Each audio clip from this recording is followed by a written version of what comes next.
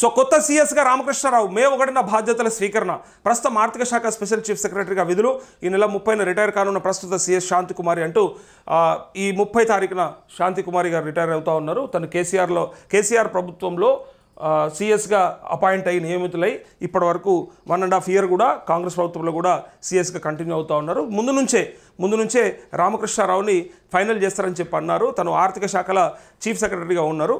So తను ఎన్నో సార్లు బడ్జెట్ ప్రవేశపెట్టిన దాంట్లో తను ఖచ్చితంగా తన సేవలు ఉన్నాయి. తను చాలా మెరుగ్గా చేస్తాడనే ఉద్దేశంతో సీఎస్గా అపాయింట్ చేసినట్టుగా ఇక్కడ ఉంది.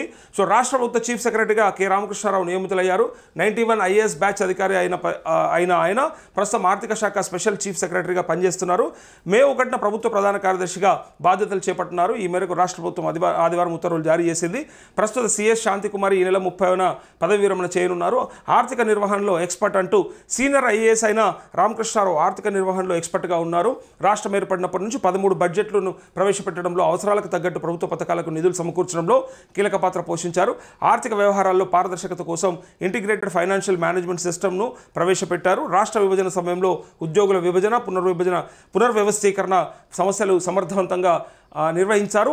ఆర్థిక శాఖ స్పెషల్ చీఫ్ సెక్రటరీగానే కాకుండా ప్లానింగ్ శాఖలను అదనపు బాధ్యతలు నిర్వహిస్తూ GIS వ్యవస్థను బలోపేతం చేశారంటూ ఇక రామకృష్ణారావు సీఎస్గా వస్తూ ఉన్నారు. సో ఇప్పుడైనా మరి ప్రభుత్వ పథకాలన్నిటికీ కూడా నిధులు విడుదల చేయడంలో జాప్యం చేయకుండా వీలైనంత తొందరగా, అంటే ఈ పార్టీ మనకు ఇచ్చినటువంటి హామీలు ఏవైతున్నాయో వాటిని ఆచరణలోకి వచ్చే విధంగా ప్రభుత్వం ప్రయత్నం చేస్తూ ఇటుపక్క సీఎస్ కూడా మరి గతంలో ఎన్నో బడ్జెట్లను ప్రవేశపెట్టిన అనుభవం ఉన్నది కాబట్టి, అంటే ఆర్థిక శాఖ చీఫ్ సెక్రటరీగా, సో ఏ కేటాయింపులు ఎట్లా జరపాలనే దానిపైన ఉన్నటువంటి అనుభవాన్ని అంతా రంగరించి కూడా ఇలా కాంగ్రెస్ ప్రభుత్వానికి మద్దతుగా ఉంటూ ఖచ్చితంగా ఈ రాష్ట్రాన్ని అభివృద్ధి దిశలో తీసుకుపోవాలని చెప్పేసి కోరుకుంటా ఉన్నాం మనం కూడా.